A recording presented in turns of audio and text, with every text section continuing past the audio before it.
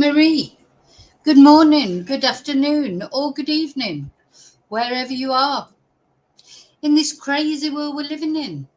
So, finally, the judge, Justice Beale, in this case of the mushroom murder trial, this lady, Erin Patterson, is on trial. She's going to find her fate very soon, probably. Or it may take a little while because there's a lot. I don't envy the jury in this case. There's an awful lot for them to go over. Do you know the judge, giving his summing up, Justice Beale, it's a week practically. He started his summing up last Tuesday.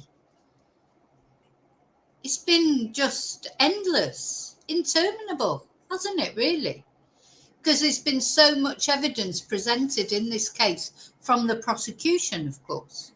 50 witnesses presented by the prosecution lawyer, which is Dr. Nanette Rogers. Here she is, 50 witnesses.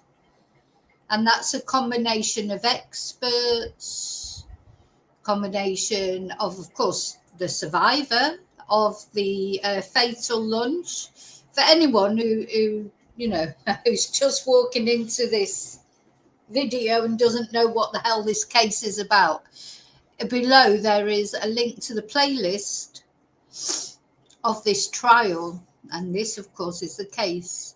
These poor people that were invited to a lunch where they were served with beef Wellington on individual plates and died shortly afterwards, got terribly, terribly ill. And the only survivor was Ian over on the right. So this is Don. Let's remember their names because they are the important people in this case. Don Patterson, Gail Patterson, Heather Wilkinson, and her husband Ian. He was the only survivor.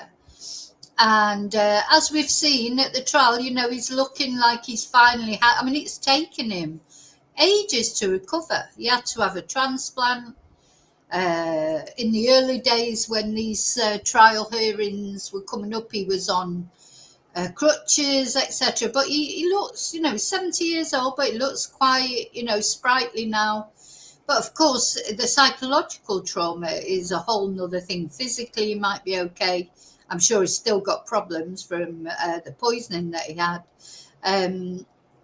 But, he seems to be okay. He was good. He was well enough to walk into court unaided, to stand up, give his evidence, to double down on his evidence when he was cross-examined. And this all stems, doesn't it, from Erin's relationship with her estranged husband, Simon. This is Simon Patterson. The people who died, they were his relatives, really. They were Erin's sort of estranged in-laws. So the people who died was his mum and dad, Don and Gail, his auntie, Heather, and of course Ian was poisoned but survived.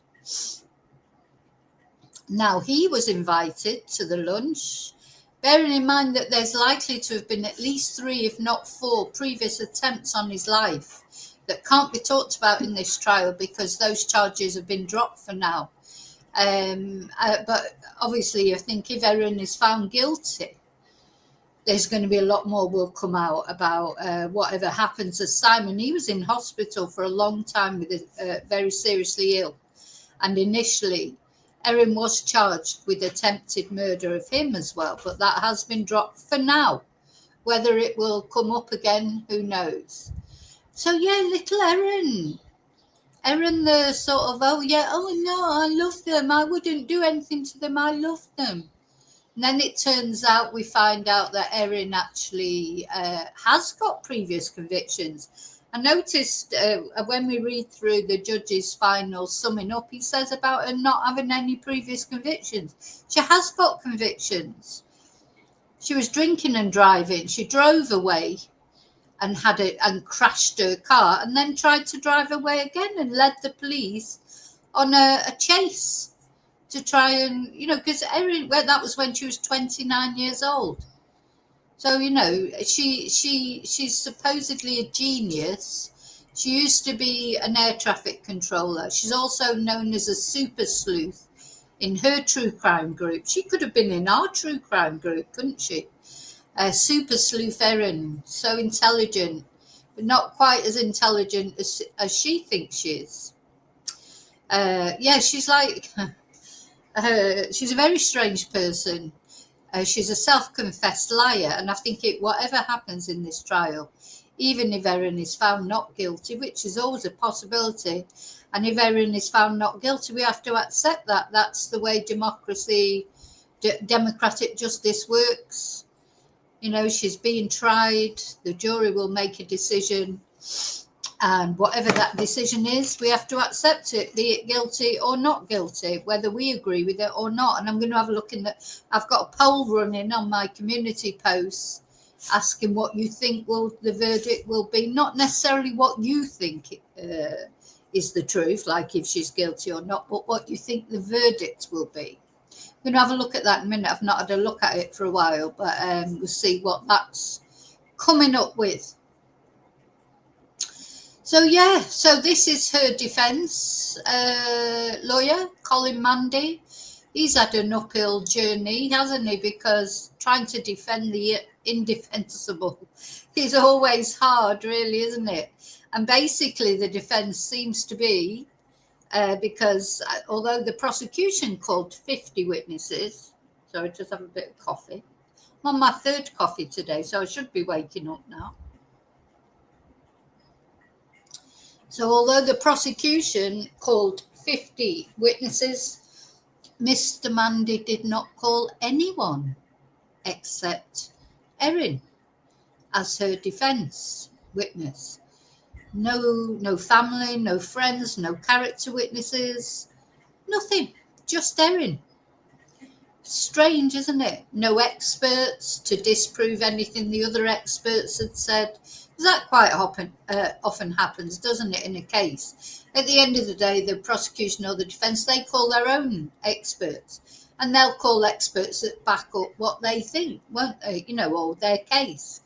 And then quite often the other side will call a different expert who completely refutes what that expert said. You know, so, but Mr. Mandy did not call anybody. It's strange, I think. Now, whether it'll go for him or against him, we don't know. So, of course, what Erin's accused of doing is finding these highly, highly toxic mushrooms, death cap mushrooms. She saw them on a website. She went and collected some. She then bought a dehydrator the same day. You know, there's a lot of, the thing is with Erin's case, I think, although there's not one smoking gun, because nobody actually saw her do it. Only Erin knows the truth, doesn't she, really? It's between Erin and her God, except she hasn't got one because she's an atheist, except when it suits her, and then she says she's a committed Christian. You know, Erin says whatever suits her at the time, doesn't it? But so the day that she found the mushrooms, she went out and bought, allegedly found the mushrooms. She went out, and this is not allegedly, she definitely went out and bought a dehydrator, which she eventually dumped because she was in a panic, she said, that she might get accused of doing it on purpose. But instead of helping the police, she dumped the dehydrator. You know, so anyway, the whole case is on the playlist. Erin's lies are that legion that I even created this special button, didn't I?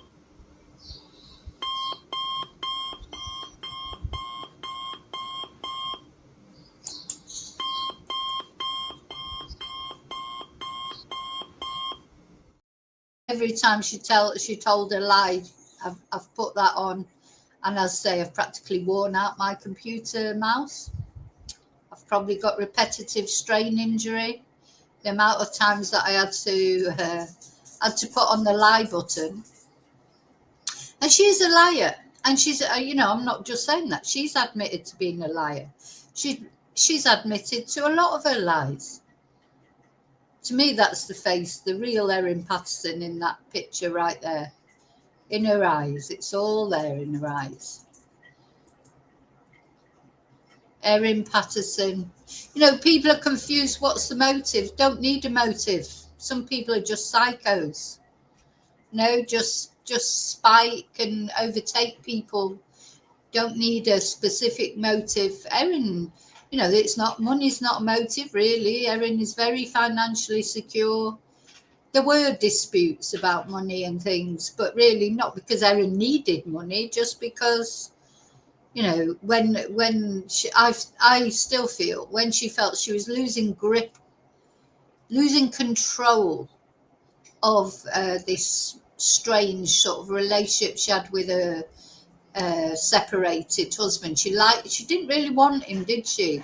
So I think it was him who was often trying to get back together. She didn't really want him, but she didn't want anyone else to have him.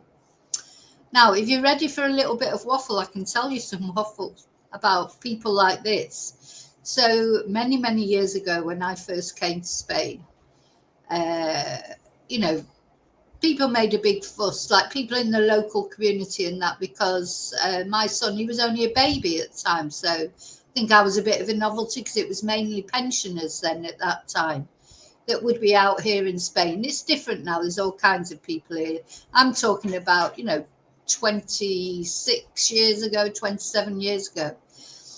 And there was one man in particular, who I feel I can name him because he's no longer with us, he's deceased, a guy called Ray.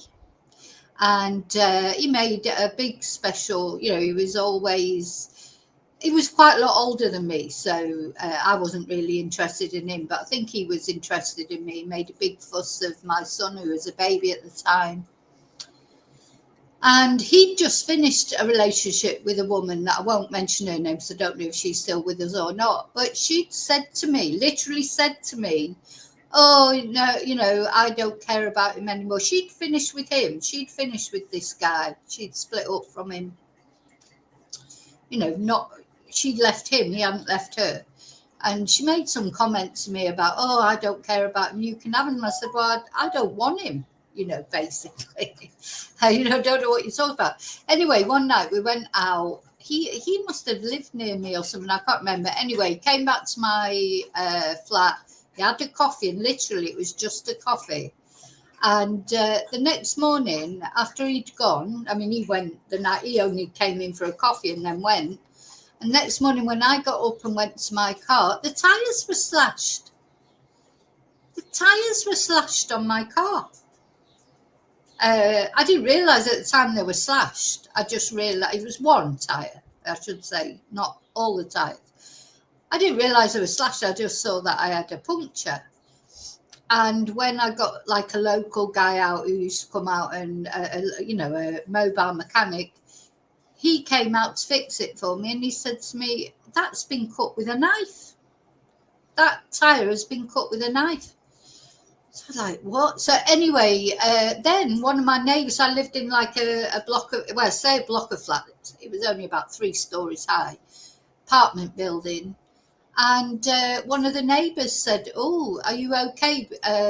Because we saw this person, this woman, she was hanging around your door last night at sort of like 11 o'clock at night in her dressing gown, because she just everyone lived just around the corner. It was a small expat community.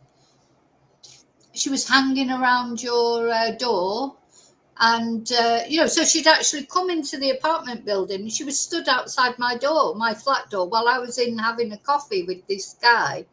She was outside listening at the door. Now, I don't know that she slashed that tyre, but put it this way, I challenged her about it. And she didn't say she didn't, and she didn't say she did. She was a nutter. She didn't want him. So it was like sometimes people are like that. You just never know what's going on in people's minds. I think this is the crux of what happened with Erin. She lost control of Simon, whether she wanted him or not. Maybe she suspected he had somebody else. She's been trying to kill him for ages. Anyway, that's just my opinion. Anyway, I'm waffling. So let's get back to it. The jury are out. The jury will decide, what the official... The thing is, no matter what the jury come back, I will always have my own thoughts, and nobody can stop me from having that. But I have to accept the decision, as does everyone, because, the jury makes a decision And that's it, isn't it? Okay, so right, thank you. So after that waffle, let's get on with it, because I've got classes later. I've got Spanish classes. For those of you who don't know, I am a Spanish teacher. That's in my other life. So thank you. Thank you to all those who like my videos, watch my videos, subscribers. Please think about subscribing if you're not already subscribed. Thank you. Special thanks to my members, as always. People who buy me coffees, send me super chats, PayPal, or nice emails, leave nice messages. Thank you so much. Okay, let's put that banner off. And then, hello, all my lovely lurkers out there that some people like to watch but don't necessarily join in the chat. Chat's not for everyone. Hello, replay crew. And let's have a look at those of you who are brave enough to actually venture in the chat.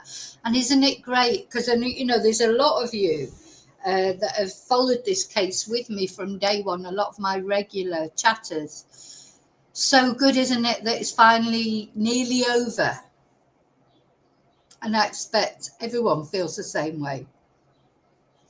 You know, if we feel like that and we're not directly concerned with this case, imagine how Ian feels. Even Erin, Simon, all of them.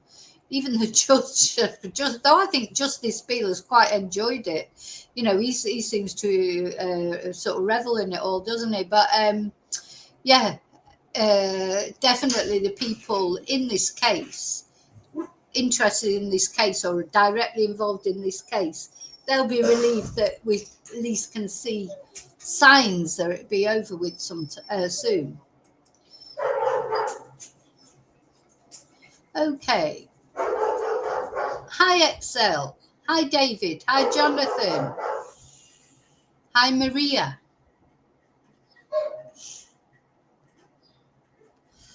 Where are we? Where are we?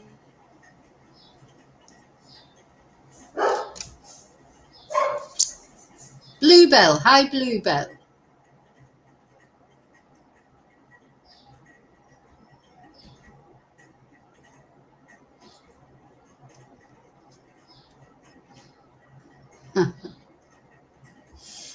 David, nothing worse than a scorned woman with a knife, but maybe a scorned man with a knife.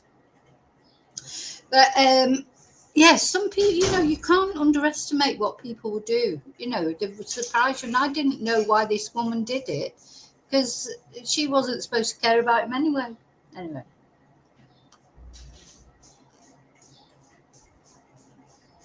So I'm going to show you this video first, briefly, before we go through the whole... Oh, actually, I think we'll go through what the judge said first, because then the video is like a summing up of it all. So today, Justice Beale carried on. Let me share this. We've been following this ABC coverage. So don't forget, we're not getting the coverage firsthand. Because although the media are allowed in the classroom, in the courtroom, and they're allowed to report, as this is Justice Beale, just so that you get a look at him. Although the media are allowed in the courtroom, I think there are 6 places for the media in the courtroom, and then there's an overflow room where they're watching a video of everything that takes place. But they're not allowed to, they're allowed to tell us what happened, but they're not allowed to share photos or videos or anything like that. That's all secret. So we've not been able to actually hear Erin speak in person, have we? Or anyone, but we just get the, luckily, news people like ABC, they've been, what's the word I'm looking for? They've been very good in their coverage. So it is third-hand coverage. Is it third-hand or second-hand? I don't know. But it's not, you know, we can't see the actual, and it's a shame because I would have liked to have seen Erin give her defence and, you know, try and sort of judge for myself what I thought about the way she said it. Maybe she is telling the truth this time. That is basically her defence, isn't it? She didn't tell the truth for ages. She admits she told all those lies, but now she says she's telling the truth. So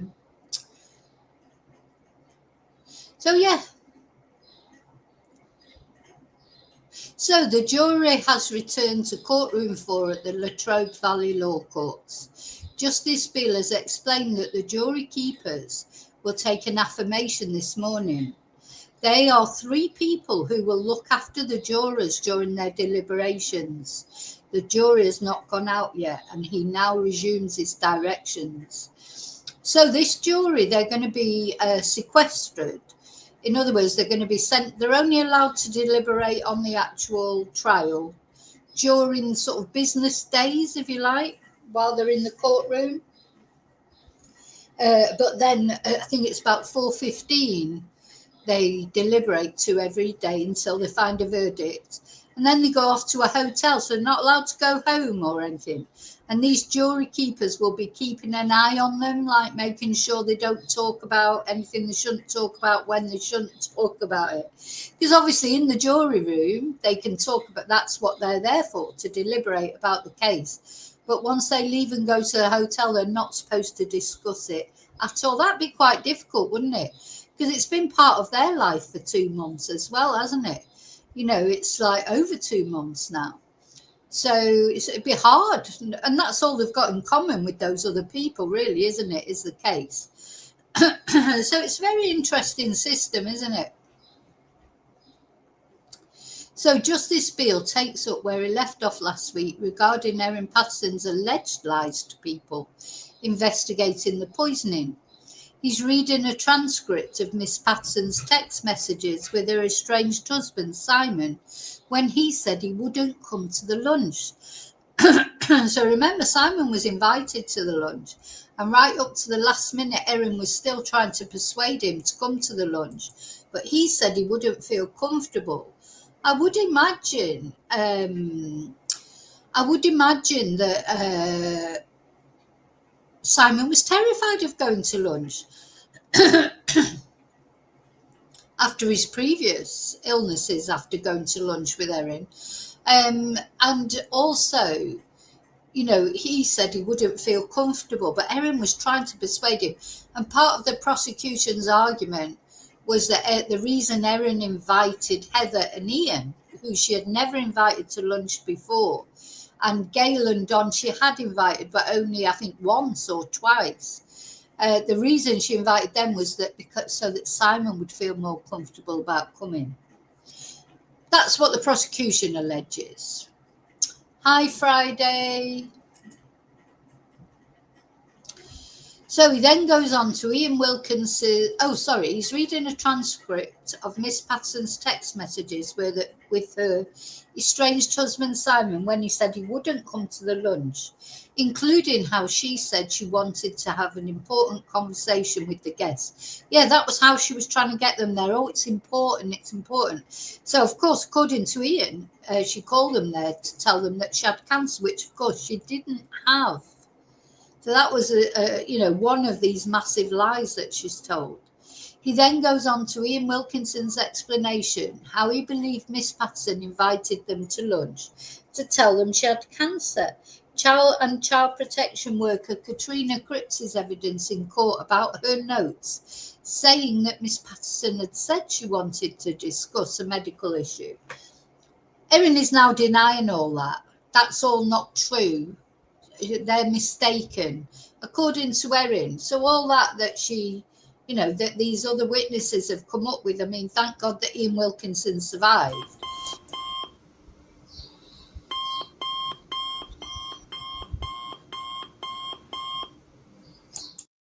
But, the thing is, who the jury going to believe?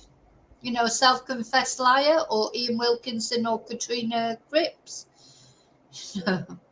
I mean, it seems like a no-brainer, doesn't it? But I've got this sort of nagging thing in my head that oh, good, what if they find her not guilty? But it just seems like a no-brainer to me. But not only because of that, but because of all the other things as well. Don't forget, each bit of evidence shouldn't be used in isolation. It's if you put it together with all the other bits that just screams at you, doesn't it? Guilty, I think. Because there's no reason for someone to tell those many lies. You can examine each lie individually and say, oh, that was the reason for that, or that was the reason for that. But put them all together, with everything else. And I just can't see how it can be not guilty. But just never know, do you? That's the thing about juries. So he then turns to whether Erin actually said she had cancer at the lunch. He recalls evidence Miss Patterson gave that she had previously thought she'd had ovarian cancer, and she may have let her guests believe that she needed some treatment. She may have let her guests believe, come on. She'd already told Gail on a previous occasion that she was going for a biopsy on a lump on her arm, which she wasn't. She said she had to have an MRI, which she didn't. So you just can't believe this woman. I'm sorry, you just can't. So he reads the transcript of Miss Patterson's repeated denials under oath. Under oath, as if it means anything to Erin. She doesn't care about an oath. She doesn't even believe in God.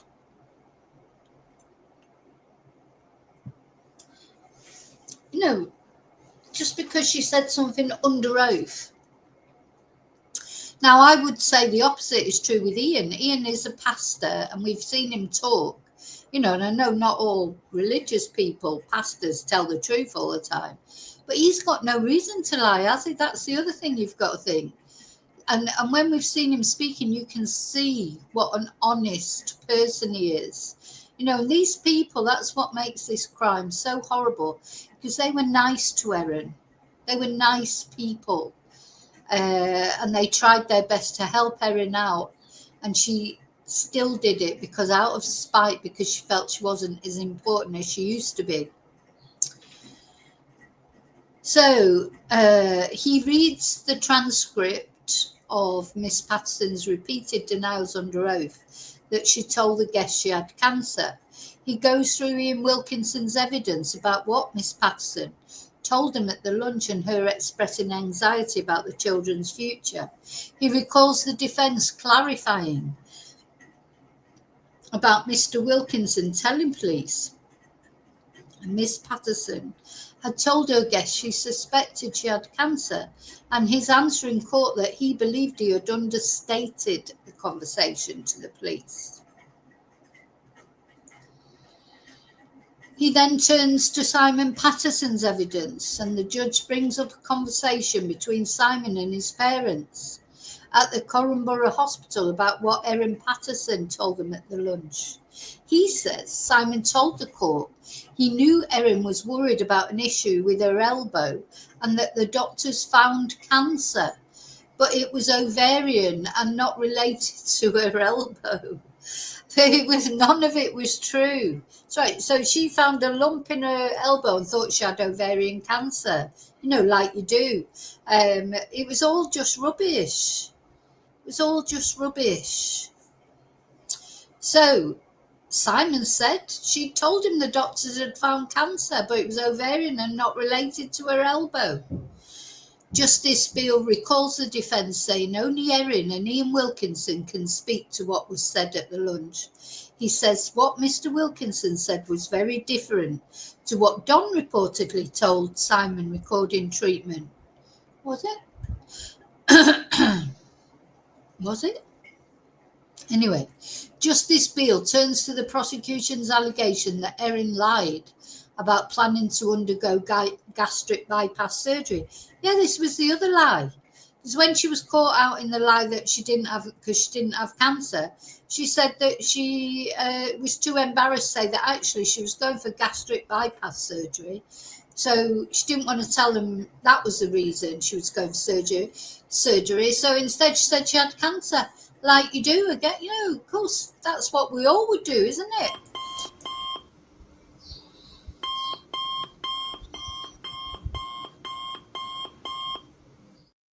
Got ovarian cancer instead. Anyway, that turned out to be a lie, because that was proven to be a lie, because the place that Erin said she was going for surgery don't do that surgery. So that was proven to be a lie as well. So he reads a transcript of Miss Patterson saying she wanted surgery to address her weight and low self-esteem. I don't think she's got low self-esteem personally. I think she thinks she's superior to everybody else. Now, she may have a problem with body image and that is very sad if she has, and if she's got eating disorder, very sad.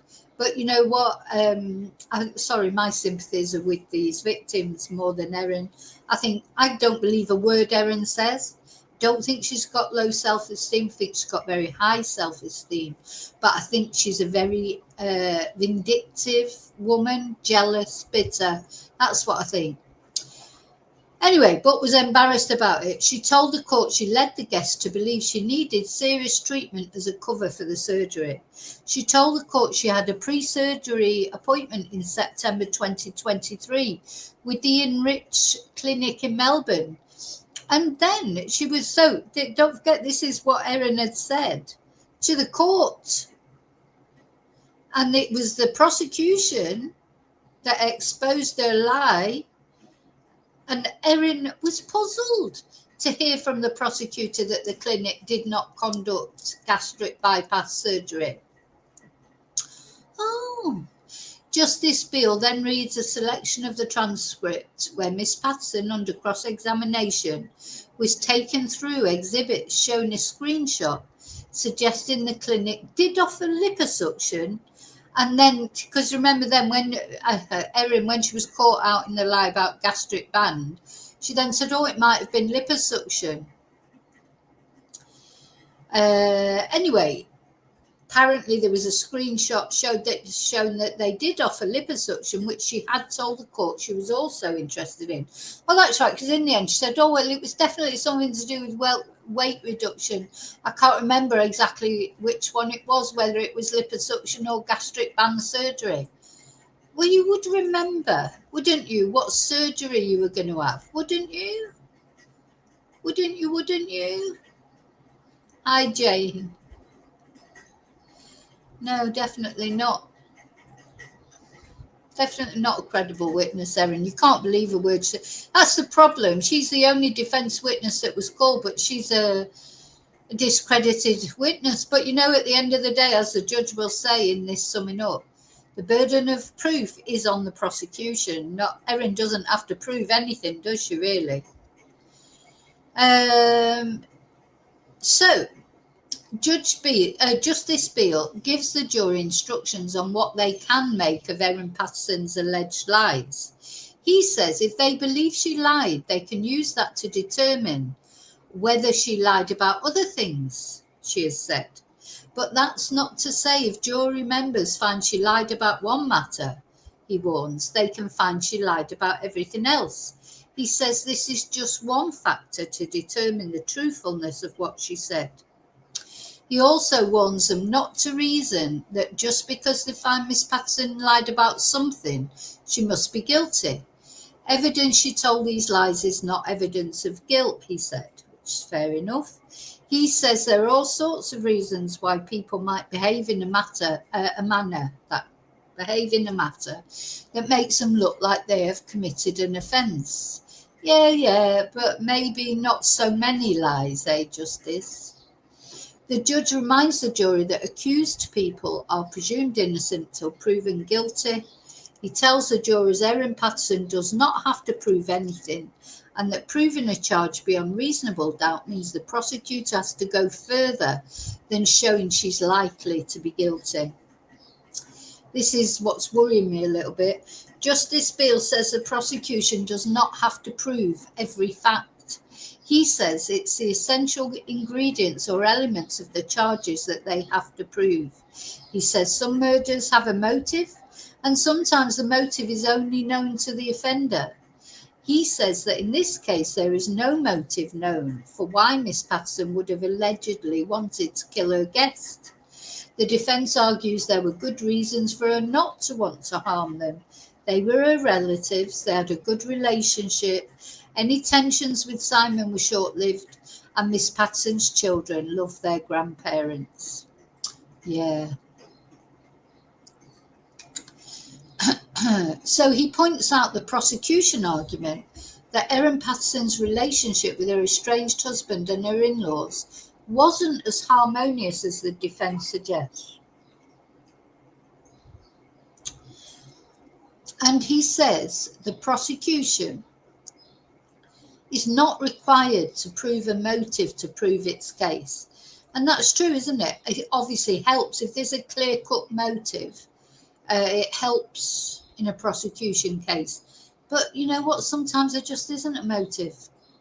He says the absence of a motive is a relevant consideration, though, and must be taken into account when the jury weighs up its verdicts. Justice Beale tells the jurors that if they find Miss Patterson had good reasons not to kill or attempt to kill her lunch guest, that is a significant consideration.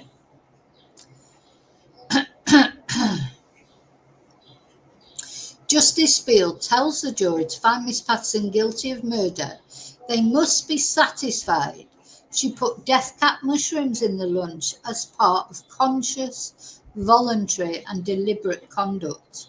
He reminds the jury that the defence says she accidentally included death cap mushrooms in the beef Wellingtons, and he turns to the element of intention. He says it's in dispute that she intended to kill or cause really serious injury to her lunch guests. He tells the jury to look at all of Erin Patterson's proven actions before, at the time of, and after the lunch to help determine what her intention was when she served the meal. He says if there are any reservations, the benefit of doubt must go to the accused. He says what is in dispute is whether the serving of the poisonous meal was deliberate and whether it was done with murderous intent.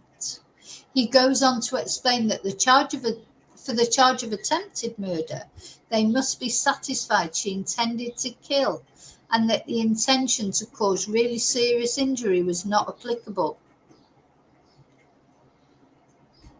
He then revisits evidence about Erin Patterson's fecal sample given in hospital and whether the tests concluded on it revealed death cap mushrooms in the matter. He reminds the jury of evidence that there is no test that can detect amatoxins. He then tells the jury he's nearing the end of his direction, saying he has reached page 329 of 365 pages. So he had 365 pages of directions to read out. Oh my God. No wonder he needed all his weekends off. But first he calls a break. I just make sure you're all okay in chat before I carry on. We'll have a tiny little break. Hey Daniel, happy Monday. You're all good? Did I say hello to Lily? I think I did. Hi Lily. So, jury comes back and Justice Beale starts on the final 36 pages of his directions. I hope he's a fast reader. He then again reminds the jury that the fact he mentioned a piece of evidence in his directions does not mean it is more important than other evidence he didn't refer to. He says he'll now talk about the ultimate issues of whether Erin deliberately included. Hey, stop. No, you're a bad girl. Whether Erin deliberately included death cap mushrooms in the beef Wellingtons and whether she had the necessary state of mind to prove the charges. So he says he'll first address whether Miss Patterson had good reasons not to kill her lunch guests. He says family members and friends, online friends and police, gave evidence that she'd been a good mother. She had a strong bond with her in-laws, that Don and Gail were loving grandparents and that Erin had no criminal history. Now that is actually not true, is it? She has got criminal history. So that right there needs rectifying. Because if you can't, when you're trying somebody for a crime, you're not supposed to be allowed to bring in their previous history, but he is bringing it in. because he's saying she didn't have a criminal history, but she has got criminal history. And of course, the prosecution wouldn't have been allowed to bring that up. Although it may have swayed the jury a little bit if they'd known about Erin's criminal history. So that is not true. And that, that's the kind of, if I was the prosecution, I would be definitely challenging that. Then he reads out messages that were presented in the trial, including that Miss Patterson wanted nothing to do with her in-laws and that the best thing she could do was forget about the family. So, yeah, there's one thing that Erin's telling everybody, oh, what lovely relationship she had with her in-laws. And then, but with her friends or her Facebook friends, she was saying fuck them. And I've finished with that family. Things like that. So Erin is a liar. Just can't. Do you know, it's almost like her whole testimony that she gave for 3 days you could just forget about because you can't believe any of it. Unless it's something that can definitively be proven. You can't take anything Erin says at face value. And the more I'm thinking about that had no criminal history thing, that's irritating me. Because I wonder what Dr. Rogers had to say about that. She has got criminal history. Dr. Rogers could not bring that criminal history into court. But the judge is saying that she didn't have one. Oh, that's not good. It's not very good, this judge, is he? It's not very good, in my opinion. He's flippant. He's made jokes about things. This is a triple murder trial. Triple murder and attempted murder trial. He's been joking all the way through. He's not a very good judge. And then to say that, it's just not true. So this little Pinocchio,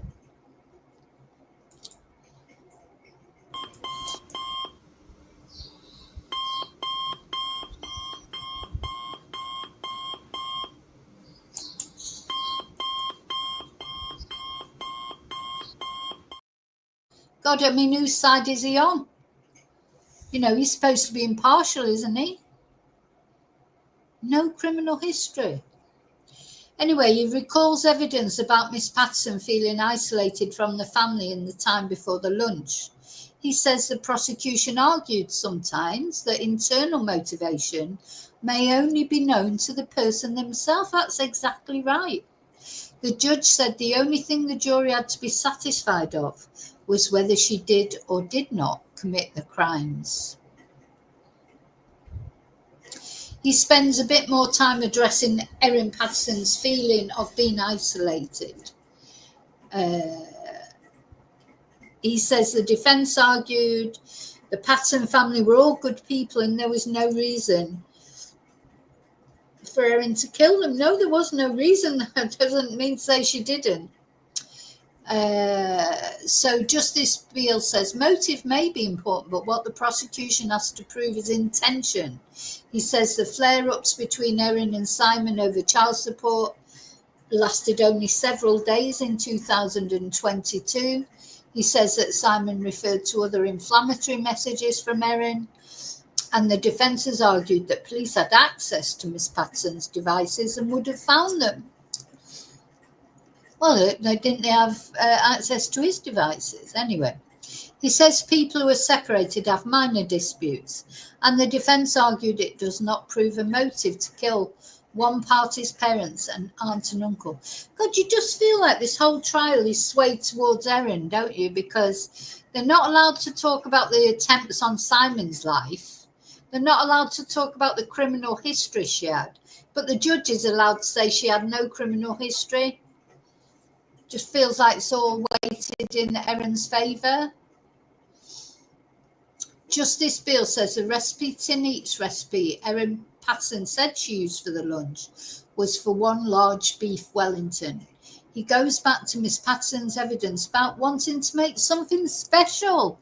Oh, she certainly did want to make something special for the lunch and shopping for the ingredients. He recalls her evidence that she said she roughly followed the recipe but couldn't find one large log of meat. Oh, come on. She couldn't find one big piece of meat? What a load of cojones.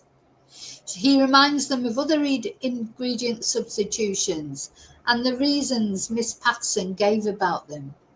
During the trial, prosecutors argued Miss Patterson served individual beef Wellingtons to allow herself to control the ingredients in her own portion. Exactly.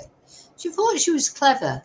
The judge returns now to Ian Wilkinson's. Now here we are with the plates. I think the answer all lies with the plates. So she served herself lunch on a rust-coloured plate while the other guests ate from grey plates. She wasn't going to take a chance she might pick up the wrong beef Wellington, was she? He then goes to evidence from Simon Patterson about Heather Wilkinson mentioning the colour of the plates when Simon saw Heather and Ian when they were unwell the next day. So Heather had mentioned it before that poor woman died in agony. She would have been in agony before she was put into a coma. And she was so ill, Heather. She was too ill for a transplant. They could have transplanted her liver, but she was too ill. She wouldn't have survived it. Her liver had died within her. That's what these mushrooms do to you. But Erin just had a little bit of diarrhea. Not even that, really, as far as we know. So Heather has mentioned the colour of the plates when Simon saw Heather and Ian when they were unwell the next day. And Justice Beale says that under cross-examination, Simon said he was familiar with Erin's crockery. She had a mismatch of plates. He's now going, these plates were never found. Then he goes through what various witnesses told the court and police about plates found at her house. Now, what did she say about the plates? She said she didn't own any large grey plates and that Ian Wilkinson's evidence was wrong. So we've got, so again, she's so down on everything.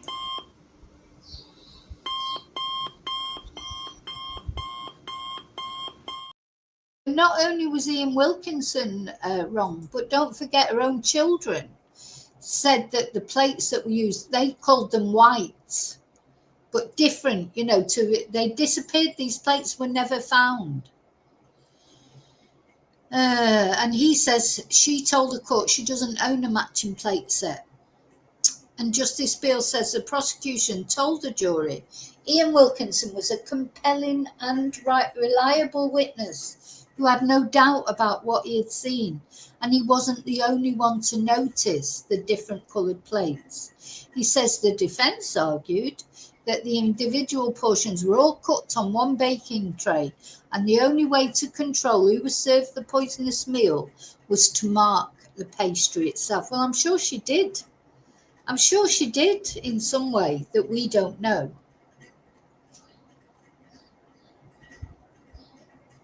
Justice Beale says it was Ian Wilkinson's evidence that Heather and Gail each took 2 plates to the table and Erin took her own. Mr. Wilkinson agreed there was no direction on who should take which plate and that Erin finished the gravy while others took their plates. And he says Erin agreed with that evidence. Sorry, my phone's beeping. So, I know who I believe. If I have to choose between who you believe, between Erin Patterson, the serial liar, or Ian Wilkinson, who seems like a genuine, honest, sincere guy, I know who I believe. Sorry, my phone just beeped at me, but I don't know where it is. I can never find anything. Spent 10 minutes this morning looking for the air conditioner remote. So Justice Beale tells the jury there were 125 exhibits in the trial. God, that's a lot of exhibits to get your head around, he says. He again reminds the jury not to make any assumptions about the importance, I'm just looking where my water is, of a disputed event if it's not mentioned in a chronology they've been given. It's been a long time since the prosecution. Yeah, it has been a bloody long time. This poor jury, they probably can't remember anything. And the defence finished their closing addresses. So I want to just draw this part of my directions to a close by just reminding you of some themes to stimulate your memory. He says the prosecution cases included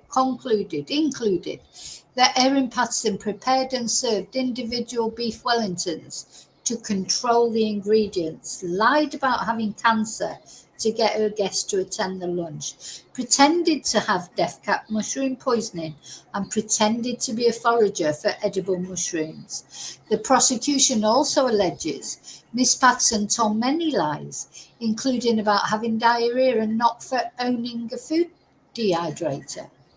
He says the defence case included whether there was a reasonable possibility that the death cap mushrooms were accidentally included in the meal, that the prosecution cherry-picked its evidence. I mean, that just made me laugh.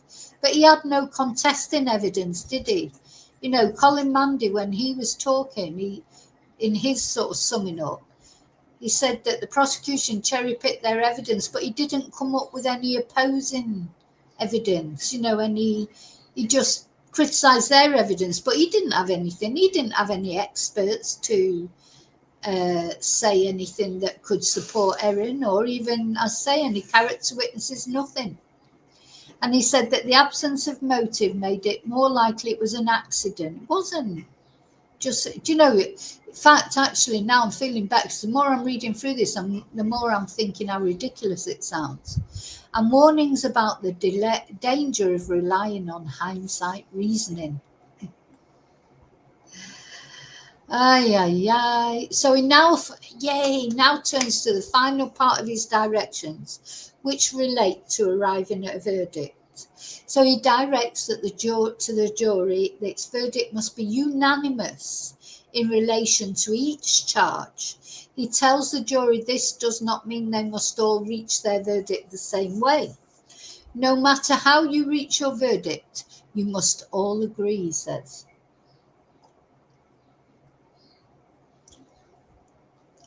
And once jury members have reached a unanimous verdict, they will push a buzzer and return to court. The members will be sequestered as they deliberate from Monday to Saturday, but they will not get to go home on Sunday, and their deliberation will take place during court hours. Now, this makes a difference in trials because, like, let's suppose that jury go off. I think what normally happens is the elected, I've done jury service, but it was years ago, and obviously it wasn't in Australia, it wasn't a murder case, you know, though it was a serious case. And what you do is you go into your room, your jury room, you pick a jury 4 person, you know, someone, because there's got to be someone who speaks for the whole jury. And then what we did, or what happened at ours, or what our foreman decided, and it seemed like makes sense to me. The first thing they do is when they go in and sit down is say, what are your feelings at the moment? And you'd go around and talk to all the jury if they were guilty or not guilty. And then you see where you are. I mean, it might be that they just literally sit down and say, right, what does everyone think? And everyone goes guilty or not guilty. Then you've got, that's not going to last. You're going to get a verdict pretty quick then, aren't you? But which is perhaps a bit more likely as well, I'm not quite sure yet. I'm going towards guilty, but I'd like to look back at this bit of evidence, or I'm not sure, I'm going towards guilty, but I'd like to look at, so, and then they'll go through that, they'll talk about all that. And then there'll be some people who are completely convinced guilty. And some people maybe that are completely convinced not guilty. And so you might even start off with a 6-6, 6 guilties, 6 not guilties, or 5 guilties, 5 not guilties, and 2 not sures. And then that's what the deliberations are all about, isn't it? Because they have to be, as he says, unanimous. So if there's anyone in this case that can't come to the same verdict as the others, this case will be, we have to go through it all again. Oh my God, imagine having to go through it all again. So, it's, and them being in a hotel can make a difference to that verdict. So believe me, there'll be some people there that are loving being in that hotel. they're probably, maybe they're not happy at home, or they're just getting out of work for, another month, they fancy, or whatever. So there may be some people who are quite happy to stay in the hotel, not in a rush to go home. And then there'll be other people who just can't wait to go home. And they'll maybe go along, like, even if, say, they thought she was not guilty, but 11 people thought she was guilty, but there's got to be a unanimous verdict. If that person that's got the opposing opinion isn't really that bothered, they just want to go home, they might change their verdict guilty to go along with the others, or vice versa. So there's a lot of things come into play. It's not only about what people believe. I mean, having said that, I think someone who was convinced completely Erin was not guilty or guilty, they wouldn't give him no matter what. You have to hope that people have that sense of responsibility. But if someone thinks, oh, well, I think she's guilty, but you know what, I'm not that bothered, they might change to a not guilty just to get it finished with, and vice versa. There's a lot of things come into play because, the jurors, they are all just human beings, normal people. They've got their, they've been called up for jury service. It's a service that you make, isn't it? It's like, a service to your society. But they might just want to go home, and then there might be other people they don't mind sitting it out for another month because they're enjoying being in this hotel. So they're not going to change their mind for anyone because they really believe that she's guilty or she's not guilty. Do you understand what I'm saying? Let me just come back to the chat.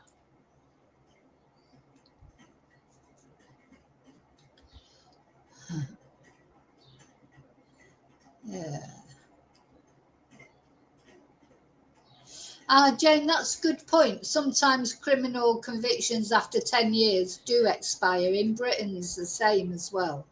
So it could be. Yeah, you could be right there. So maybe it won't ever come up that she's had that conviction. Somebody else found it, of course. Oh, Bluebell, definitely. They won't have to pay for their own food and everything. No, it'd be paid for by the state. Some people will be enjoying that. They will. I mean, it's just, I'm not being funny, but that's life, isn't it? So,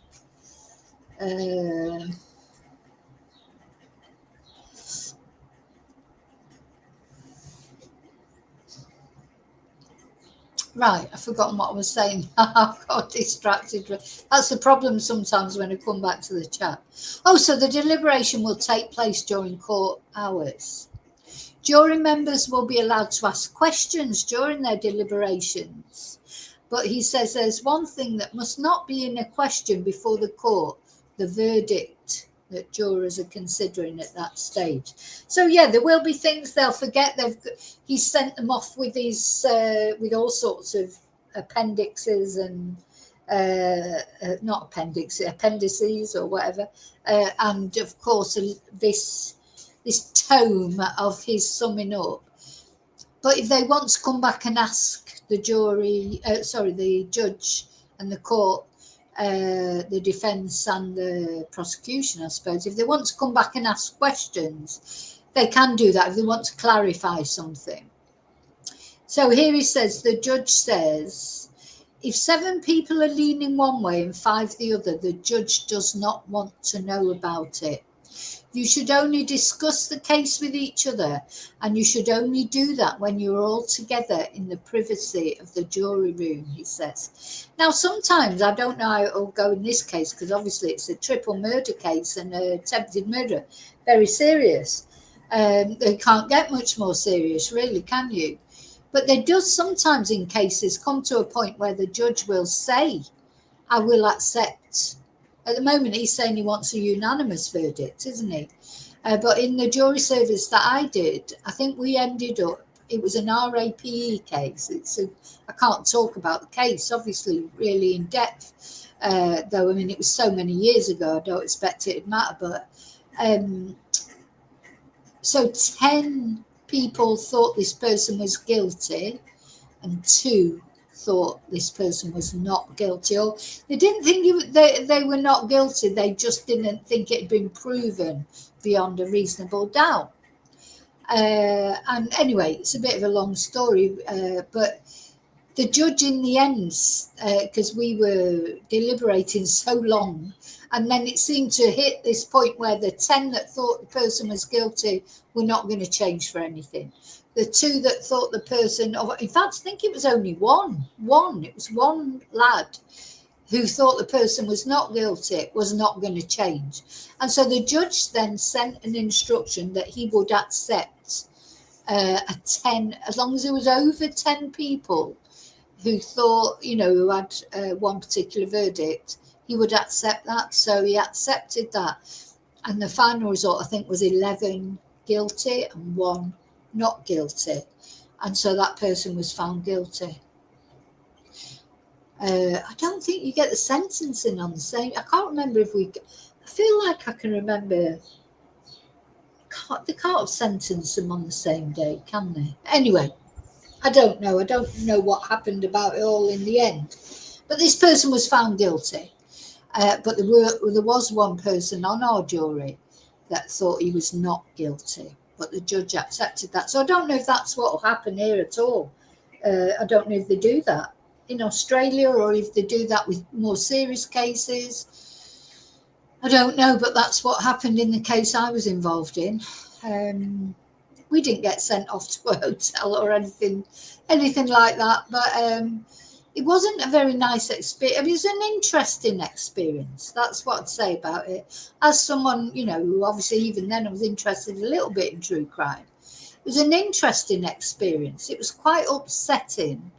Not so much the case that I was on, but there were cases going on around in the courtroom that were very upsetting. And one juror actually came out crying from one of the cases that they'd been selected, which was a case of child abuse against a baby. And this poor woman came out, she was sobbing, she had to be, God, I'm crying now, just thinking about it while I wasn't even there. She came, she had to be removed from the jury, she just couldn't do it. So yeah, it can be distressing, and I think the case that I covered, I would say that it was a different. It's hard, without going into it, I can't really explain what I mean, but it was an interesting case. It was a difficult case because it was a girl. It was a young girl. She was under 16, but only just. I think she was 15, and she didn't know this person and had she'd gone so far in a relationship with this person that was accused of what he was accused of. But when it came ultimately, she didn't want to take it any further, and he just went ahead and did it. So it was a difficult one. It wasn't, because those kind of cases are difficult, because what it comes down to in those kind of cases is it's her word against his. They were the only 2 people that were there. So it becomes a case of, do you believe her or do you believe him? Because there's definitely was a proven relationship between them, and she wasn't arguing with that either. She was admitting to that. It was just that when it came to the final sort of point, if you like, she didn't want to take it further, but he did, and he just carried on anyway. And so it came down to whether you believed her or you believed him. And, it could have been a thing where everybody was confused what to think. But, what I think swung it for the girl's favour was in that courtroom where his friends were all in that courtroom. And they were all trying to intimidate us as jurors. They were in fact, in the end, the judge had to tell them to leave the courtroom because they were trying to stare out all the jury. They were making threats. They were staring the girl out when she was trying to give her testimony, muttering things. So that's what made him guilty in our eyes in the end, was why they doing that. why are they doing that, trying to intimidate everybody if he's innocent? And that actually went against him. And I remember, like I say, we didn't go to a hotel, but we had to be escorted by the police to our, to the bus stop or to our cars or wherever we were, because these people were so threatening. So that's what made that. So he probably thought, don't know what they thought it was they were helping him by intimidating everyone. They actually convicted him because that came up in the jury room. Is why they're doing that if he's innocent. So sorry, I was waffling again.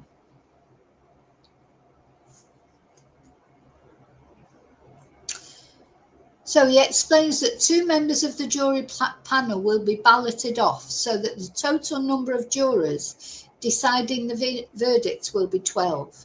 He thanks panel members for their time during this lengthy trial.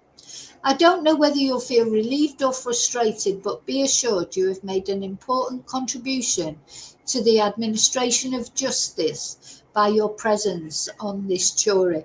Now, so remember, there was a couple of the jury members had to be balloted off to make it to 12. Oh God, I would just be raging if I'd gone through 2 months of all this and then I couldn't have an impact. It was all for nothing, if you like. Anyway, he says the community would be very grateful too. And the judge reminds the panel that the members balloted off should not discuss any of the trial or anything that happened in the jury room during the trial with anyone, even though they are no longer part of the decision. And he says all jurors involved will be given a dispensation for the next 15 years, which means they won't be called for jury duty during that period. Oh my God, you'd be thank God for that. So after you've gone through all that, you won't want to go through it all again because you can get called up virtually immediately. The jurors return to the jury room for a brief moment while Justice Beale has one final discussion with the prosecution and defence. So then they ballot them off. 2 people are balloted off because there were 15 jurors to start with, remember? 1 person was removed after it was felt that they'd been discussing the case with their family or friends. So there were 14 left. You only need 12. So the jury panel members return and the ballot begins. 1 juror number is called out first and officially balloted off before a second. And the numbers were picked out of a box at random before the 2 reserve jurors were walked out of the courtroom. I mean, how would you feel? I think I would be disappointed. Maybe they were relieved. Maybe they were glad not to have the responsibility. Maybe they were glad not to have the responsibility ultimately. But you just think, I'm a sort of person I'd like to follow it through, as you can see, because I've followed this trial through. I like to follow through. You start with something, you want to finish it. But maybe they were relieved, I don't know. So he then gets the remaining jurors to take a separation oath or affirmation. He says in the unlikely event the jurors are separated, this means they agree to not discuss with any person other than a member of the jury any matter relating to the trial or deliberations. He then gives some final directions to the jury. We'll bring you back into court if you haven't reached a verdict close to 4:15 p.m. and you'll complete your work for the day. So it's only Monday.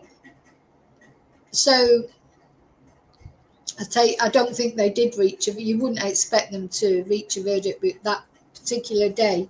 And then they've got to stop at 4:15 and then start again tomorrow with their deliberation. So we could have a verdict tomorrow, technically. So they'll be thinking overnight, won't they, about things? Even though they're not allowed to talk about it, I'm sure they'll be thinking about it. And it could be that when they meet up in the morning, maybe they have got a verdict. So we could know by this time tomorrow, we could know. So we'll bring you back, and we'll bring you back into court if you haven't reached a verdict close to 4:15, and you'll complete your work for the day. They've also been provided an index of Justice Beale's directions. Oh, great. That great big 300 and odd page thing. Anyway, a reminder that whatever verdict you reach in relation to any of these offences, it must be a unanimous verdict, he says. And after 9 weeks of hearings, he then sends the jury out to begin its deliberations. Yeah, I should have had a celebrations, like a celebratory button ready, shouldn't I? Thank you, God. So the jury will deliberate every Monday to Saturday from 10:30 a.m. till 4:15 p.m. until a verdict is reached. They can return to the courtroom with any questions they may have during that process, but no one knows how long it will take any jury to reach a verdict. So it literally could be as soon as tomorrow, but surely it's got to be by the end of the week because we're only on Monday. So they have got quite a few days. I'd be very surprised if it's not sorted by the weekend. And if it isn't sorted by the weekend, I think that perhaps would be more in Erin's favour. Whereas if I think it's a quick verdict, it's more against Erin. I think, but I don't know. I'm not an expert. I'm just saying what I think. So let's have a look. So we're waiting for this buzzer now. We're on verdict watch. Whenever the verdict comes out, even if it's early hours of the morning or whatever, I will try my best to keep an eye out every time. Quite often wake up just because it's so hot at the moment. It's not easy to sleep at night anyway. So hopefully I'll be awake when the verdict comes in, because it's,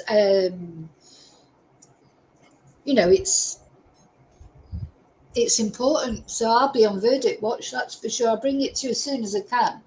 I'm bound to be sleeping or in class or something when it comes out. That's what normally happens.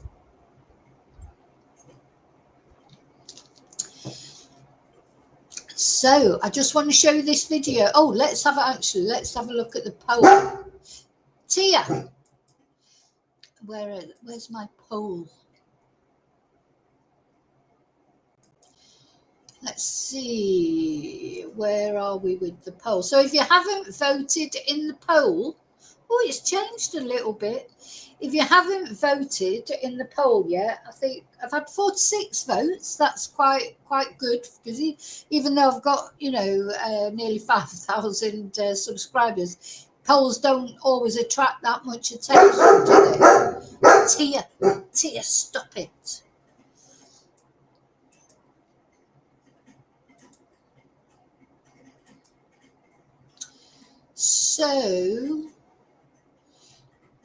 So remember, the poll is, what do you think she will be found guilty, not guilty, or you don't know? What the jury will find, not necessarily what you think. You might think she's guilty, but you might think the jury will find not guilty, for example, or maybe you just don't know. So those were the questions. Guilty as charged, 78%. Not guilty, 4%. I don't know, 17%. So it was very clear cut when it first started. It was 80-something% guilty as charged. So it's gone down a little bit, but it's still a big overall percentage, isn't it? So right, I'm going to show you this video before I finish. So this was just a summary that I thought was quite a good summary so far, of course.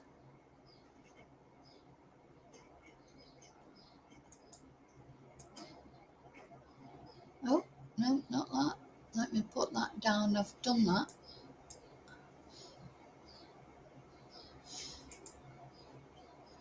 I have to put some windows down. Usual, got too many windows open. Where's it gone? Oh, I remember where it was now. It was somewhere out. Oh, I bet I won't be able to find it. Ah, there it is. Just share it.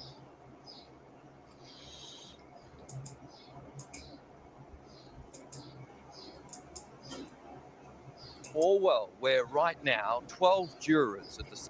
Good afternoon and welcome to this special edition of Melbourne's Afternoon News. We're coming to you live from Morwell, where right now 12 jurors are deciding the fate of accused triple murderer Erin Patterson. After a marathon 9-week trial, the jury began deliberating just after 1 this afternoon. They're currently inside the courthouse behind me.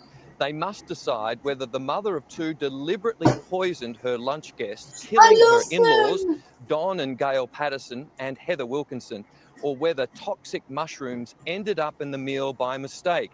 This is a live look at the Latrobe Valley Law Courts. The jury will deliberate for as long as needed to reach a verdict. 7 News court reporter Estelle Grieping joins me now. Estelle, before the jury began those deliberations, the judge gave his final directions. Yes, Mike, he certainly did. And these are directions that have been going on for almost 5 days now. He's been going through evidence that the jury have been told by both the prosecution and the defence. But these final instructions, I guess the highlights were don't think with your hearts, use your heads, don't jump to conclusions. And obviously that the burden of proof lies on the prosecution. He's made it very clear that Erin Patterson, as an accused person, she doesn't need to actually prove anything. It's all on the prosecution to prove their case. So obviously with the jury now deliberate, we don't know what's going on in there, but it all comes down to a buzzer, right? Yes, we actually heard that today. More information about just how this will actually go down. So there is a buzzer in the jury room. That's where they go in each day and they will deliberate all day. They've been told don't deliberate in the hotel room or in small groups. The jury room is where it will all happen.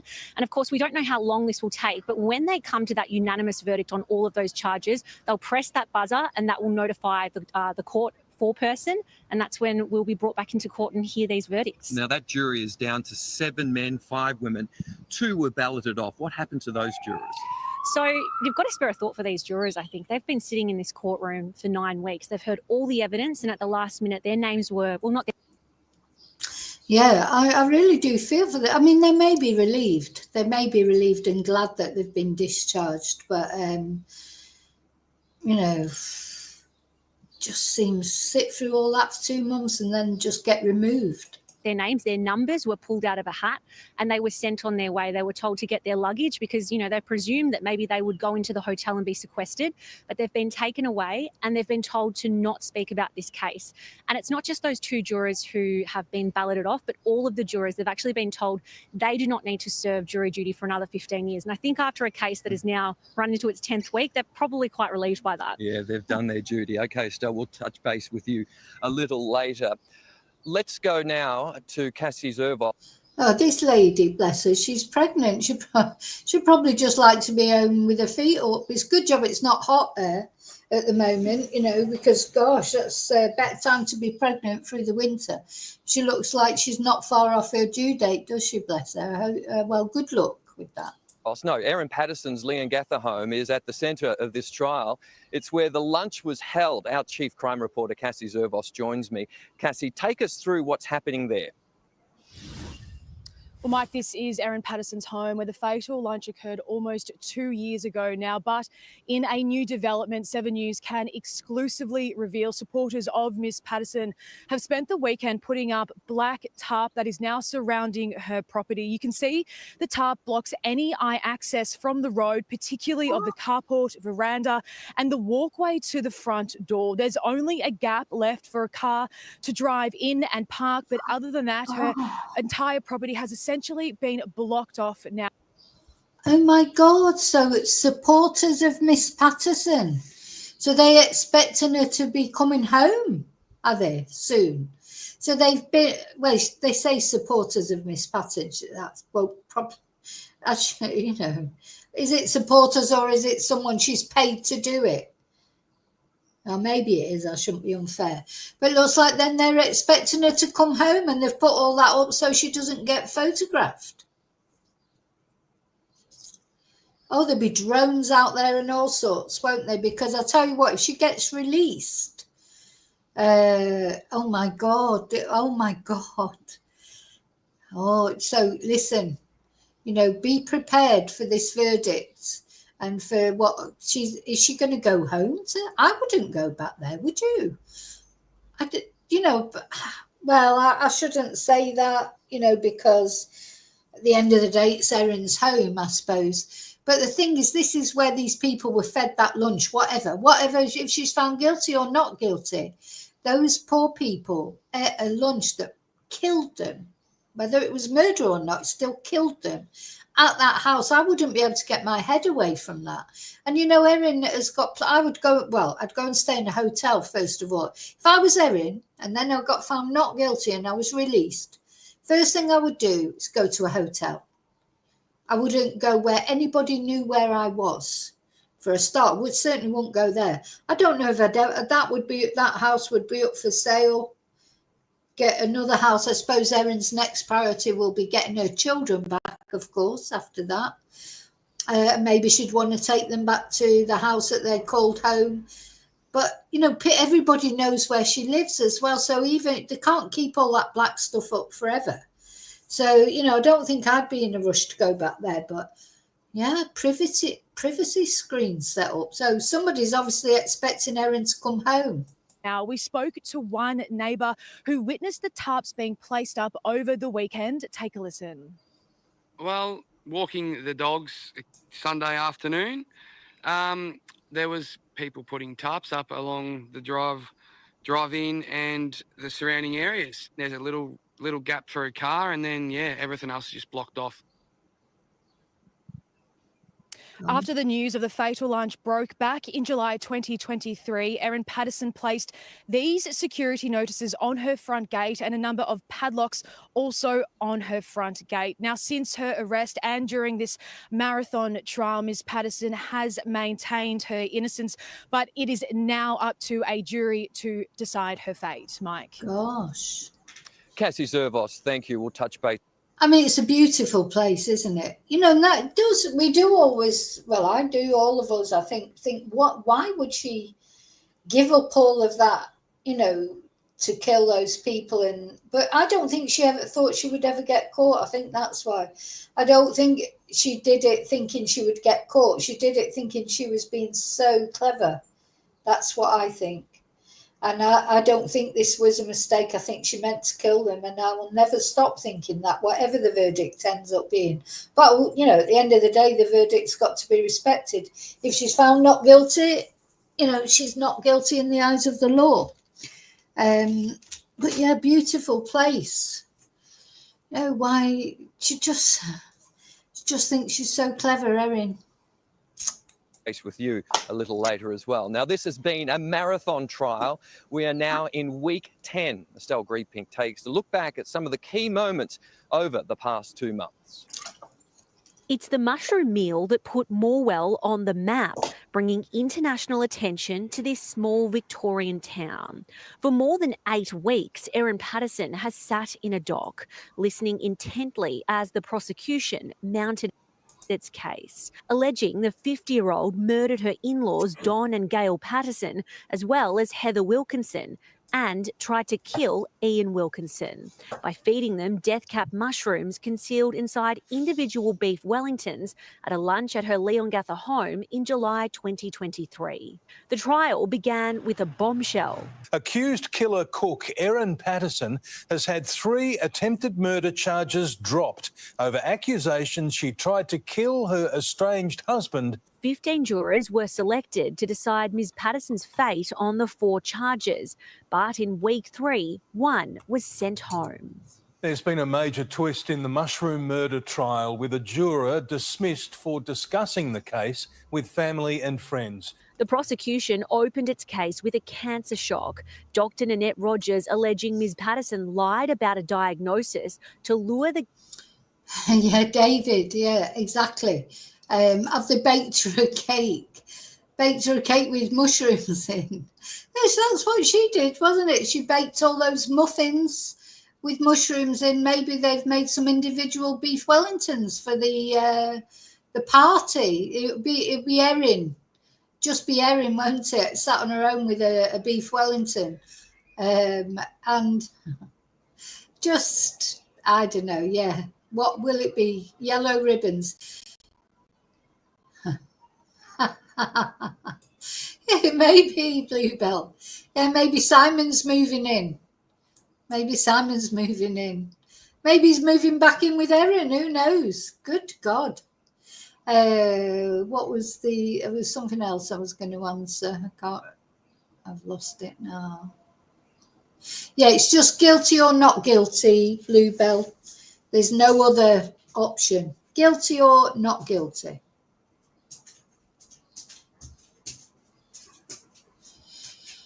Oh, I've lost what I was watching there. Guests to her house. But when Ms. Patterson took the stand, she claimed Ian Wilkinson was wrong when he verified the prosecutor's claim, instead telling the jury she wanted weight loss surgery and had booked in for a consultation at a Melbourne clinic, which was later revealed to specialise in dermatology and doesn't currently offer weight loss surgery. Pastor Ian Wilkinson gave his account of the meal that killed his wife and 2 relatives, revealing an offer to help plate the lunch was rejected.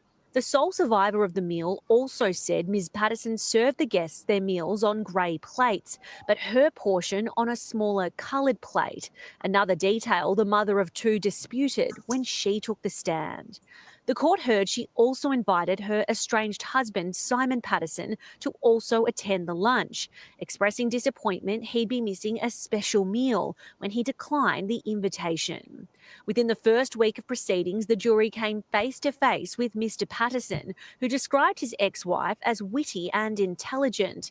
But in 2021, when he was listed as separated on his tax return, it marked the beginning of a frosty relationship and the start of disputes over child support payment. Yeah, I think she didn't like that. I honestly think, and it might sound ridiculous, but I think she just didn't like it that he said he was separated without her permission. And has he got somebody else, I wonder? I just wonder. Has she got wind that he might have someone else? Erin and Simon's children, who can't be named for legal reasons, gave pre-recorded evidence in this trial. Her lips started to tremble when her son's evidence echoed through a Morwell courtroom.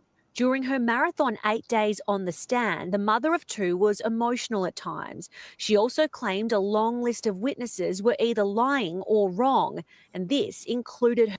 Yeah, that's her downfall. That's why I think and don't forget the jurors were there through all of it, heard everything, watched her face, watched the other witnesses.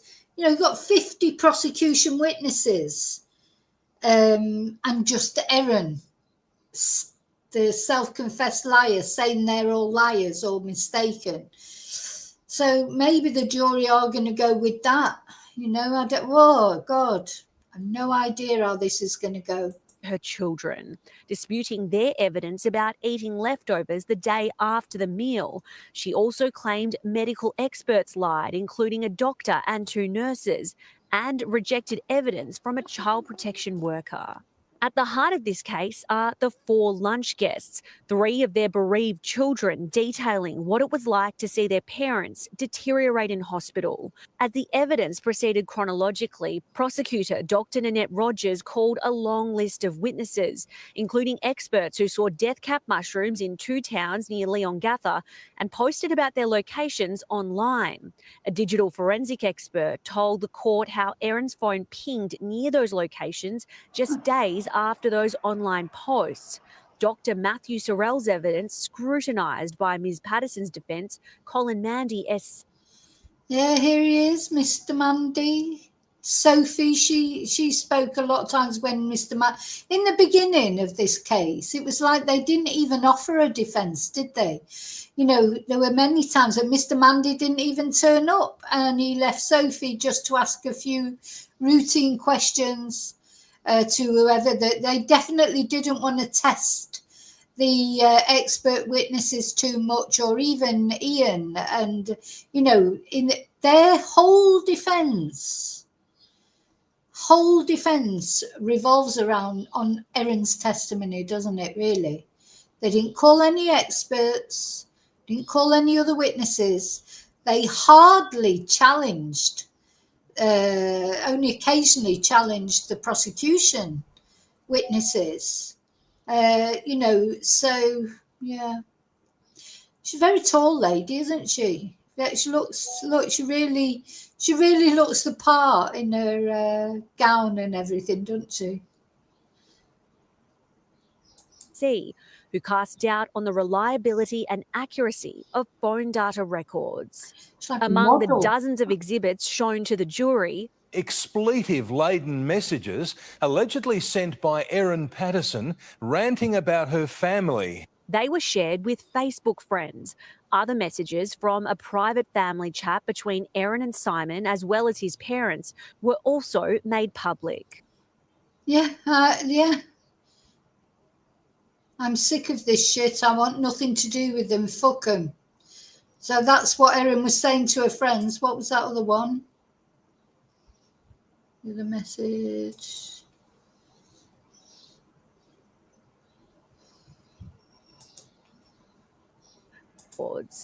Among the dozens of exhibits shown to the jury, expletive-laden messages allegedly sent by Erin Patterson ranting about her family. They were shared with Facebook friends. Other messages from a private family. Yes, Simon's dad contacted me this morning to say that he and Gail had tried to talk to Simon about the matters I raised and to get his side, but he refused to talk about it. Don said they can't adjudicate if they don't know both sides, and Simon won't give his side. See, Erin just wants him to agree with her. Family chat between Erin and Simon. All he asked is that Simon and I get together to pray together. This family, I swear to effing God. Simon, as well as his parents, were also made public. Over days of evidence, medical experts detailed just how unwell the three guests had become leading up to their deaths. They also detailed how Ms. Patterson appeared fine, with no signs of the death cap mushroom poisoning the other guests were dying from. The jury learned how the health department was sent on a wild goose chase to find the locations of the potential poisoned mushrooms. As prosecutors allege, Ms. Patterson told a series of lies about where she sourced the mushrooms to cover her tracks, asking her if she was making it all up as she went along. Each day of this trial, the courtroom has been full, with lines of curious onlookers from dawn just to secure a seat inside. As the trial turned from days to weeks, then oh God, if looks could kill. That's like a bloody shark coming out of that. Her eyes are dead like a fish, I think. Look at her face. That is the real Erin that you see right there. She can't hide it. If looks could kill, we'd all be dead. Or if we'd eaten a beef Wellington, we would be. Turned from days to weeks, then months. Public interest never waned. Well, this trial has certainly put a massive spotlight on the small town of Morwell, which has seen an influx of people ranging from lawyers to the media and even spectators. Joining me is Brandon Moore from the Daily Cafe. Brandon, what's this trial meant for businesses like yours? Yeah, Mike, it's been extremely busy. It's been a crazy 10 weeks. A lot of new faces rolling through the door, so it's been really good for us. I'd imagine you didn't expect that this would go on for this long. Absolutely not. We knew it was going to be a really big trial, but probably didn't expect it to go for nearly 10 weeks now. So, outside of something like this, tell us what Morwell's like. I mean, it's known for the power plants, for providing the power around Victoria. Yes. It's normally a pretty sleepy town, right? It is. It's usually quite quiet, a ghost town. Unfortunately, quite a little bit of crime going on, but other than that, yeah, it's quiet and pretty mellow. So what will happen when all of this disappears? All back to normal, Mike. It's gonna be different. We're probably gonna miss it, actually, but yeah. Really, you'll miss it? Yeah, we might miss it. Yeah, it's been a good pump up for the town, so yeah, it's been good. Okay, Brandon, thank you very much for your time. Good luck. Thank you. We're coming to you live from Morwell, where a jury is deciding the fate of accused triple murderer Erin Patterson. Ahead, more on the impact this trial has had on the community, insights from the local council, and the 6 key moments in this marathon murder trial. And we'll bring you the rest of the day's headlines in this special edition of 7 News. Good afternoon and welcome to this special sorry, I'm going to stop. Yeah, so lots more to talk about. But we're on jury alert. We're waiting for the buzzer. It could come tomorrow, also in the night, as far as Spain is concerned, because of course Australia's on a different time zone. Could be any time. Gosh. Anyway, I hope Ian's okay, and Simon, but especially Ian. Ian has gone through hell, hasn't he? He really has. Yeah, you know, all these poor people went through hell, and 3 of them, unfortunately, not with us anymore. But Ian's been through hell and he's lived to tell the tale, and literally because he lived to give evidence. Wonder what he's thinking about it all. Does he think it was deliberate, or is he, you know, prepared to give Erin the benefit of the doubt? We'll see. Okay, thank you for watching. I'm going off now to teach some Spanish, and I'll see you really soon, as always, in the next video. And until then, oh, and it's 1st of July today, black rabbits or white rabbits or pinch punch, 1st of the month, or whatever things that we say. Hope you have a good day. Hope you're feeling okay, because, you know, life's hard, isn't it, sometimes? Oh, my God. Anyway, but not as hard as it has been for Ian Wilkinson, that's for sure. So, oh, please, I hope Ian's okay. I hope Ian's okay. And I hope whatever verdict comes of it, I just hope the verdict's a just one. Only Erin knows the truth, really, doesn't she? You know, there'll always be, because, of course, they've got to find her guilty without a reasonable doubt. There'll always be a little bit of doubt, unless there's some actual, you know, a video of somebody doing something. There'll always be a tiny little bit of doubt. There'll always be people who are going to be saying that Erin is not guilty if she's found guilty, or that she's guilty if she's found not guilty. Erin will probably always say she's not guilty. She's never going to admit it, even if she is guilty, is she? Only Erin knows. And it's between Erin and her God, but she hasn't got a God because she's an atheist. Well, one day she'll find out the truth, won't she?